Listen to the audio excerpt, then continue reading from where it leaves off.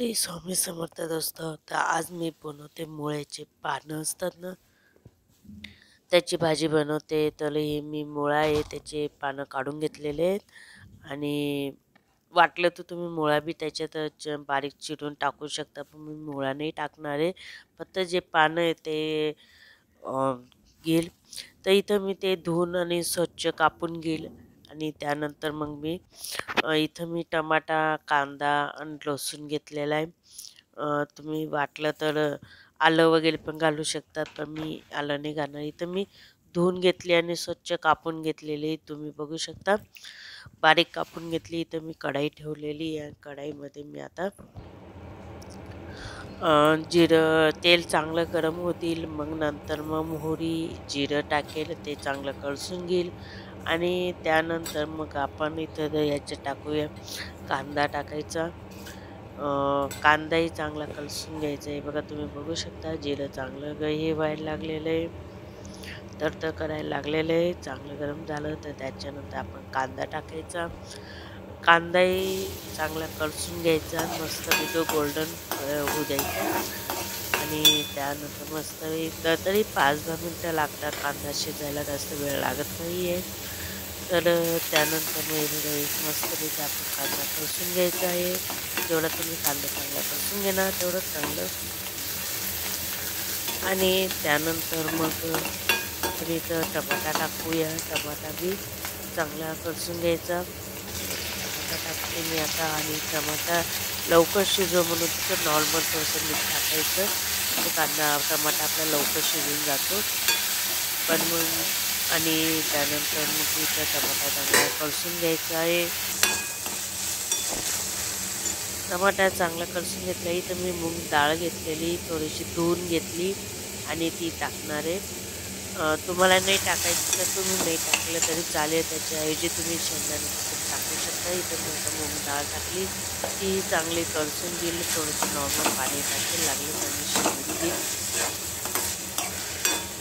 आणि त्याच्यानंतर मग झाकण लावून थोड्या वेळ शिजू दे मूग डाळ आणि त्यानंतर मग आपण जो हे ते टाकायचं. हे बघा मस्तपैकी आपली मूग डाळ चांगली शिजून गेलेली तुम्ही बघू शकता.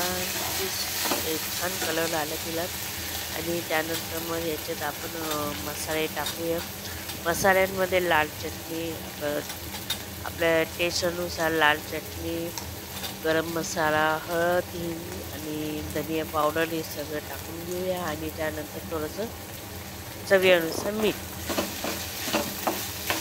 हे सगळं चांगलं कलसून घ्यायचं. हे बघा काय मसाला तुम्ही चांगला कलसून घ्यायचा. नंतर मग चवीनुसार मीठ टाकायचं आणि तेही मीठ चांगलं मिक्स करून घ्यायचं आणि नंतर मग जी आपली भाजी ती टाकून देऊ. भाजी दोनदा थोडी थोडी करून टाकायची, कारण की ती खूप हे असते. नंतर मग जशी ती कमी होईल का तशी बाकीची भाजी टाकून घ्यायची. ही आता तुम्ही चांगली मिक्स करून घ्यायची, म्हणजे जो मसाला आहे तो पूर्ण भाजीला लागायला पाहिजे म्हणून. हे बघा आता तुम्ही जशी तिला शिजणार ना ती तशी जशी कमी होत जाईल. जशी मेथीची भाजी खूप दिसते तर शिजून कमी होऊन जाते, तशी याची पण असते. ते बघा जसे तुम्ही आता शिजवणार ना तशी ती कमी होत जाईल.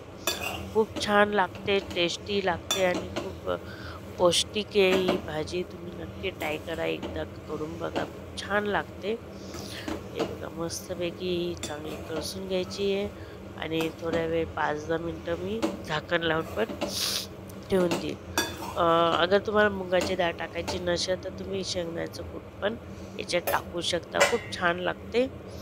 आता इथं 5-10 मिनटं मी आता शिजू देईल. 5-10 मिनटानंतर परत मी उघडेल. आहे बघा इथं आपली 5-10 मिनटं झालेले आहेत. आता मी परत एकदा कलसून घेईल. हे बघा तुम्ही बघू शकता आपली कढाई भरली होती, आता किती कमी होऊन गेली.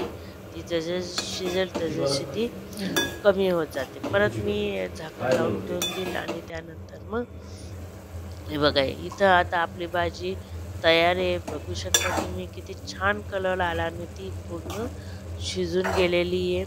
हे बघा मस्तपैकी आपली ही भाजी तयार आहे. तरी मुळ्याच्या पानाची तुम्हाला भाजी कशी वाटली मला कमेंट करून नक्की सांगा. आवडले असेल तर लाईक आणि शेअर, मला सबस्क्राईब नक्की करा आणि तुम्ही जी माझी रेसिपी तुम्ही ट्राय करत मला कमेंट करून नक्की सांगत जा, की कुठली रेसिपी तुम्ही ट्राय केली, कुठली रेसिपी करून पाहिली. तर मग ही तुम्ही मला कमेंट करून नक्की सांगत जा. तर चला मग पुन्हा भेटूया पुढच्या व्हिडिओमध्ये. तोपर्यंत बाय आणि माझ्या चॅनल सबस्क्राईब नक्की करा. बाय. श्री स्वामी समर्थ.